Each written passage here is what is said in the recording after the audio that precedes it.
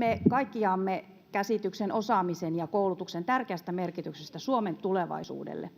Yhteinen tavoitteemme on, että vähintään puolet suorittaisi korkeakoulututkinnon ja että jokaisella olisi vähintään toisen asteen tutkinto.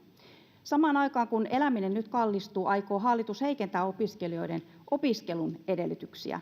Aiotte jäädyttää tämän opintotuen indeksikorotuksen, eli tuki ei enää nousisikaan kustannusten nousun mukana ja asumistukikin laskee.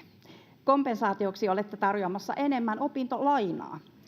Monissa kodeissa kipuillaan kohoavien lainakustannusten kanssa ja nyt olette ajamassa yhä useammat opiskelijat samaan vaikeaan tilanteeseen. Moni ei lainaa uskalla ottaa, vaan rahoittaa opintonsa yhä suuremmalla määrällä työntekoa. Ja tämä osaatteko arvioida, että kuinka monen opiskelijan valmistuminen tulee lykkääntymään tämän takia ja tavoite meidän osaamistason noususta karkaa yhä kauemmaksi? Aiotteko ajaa näin opiskelijat joko burnouttiin tai velkakuoppaan?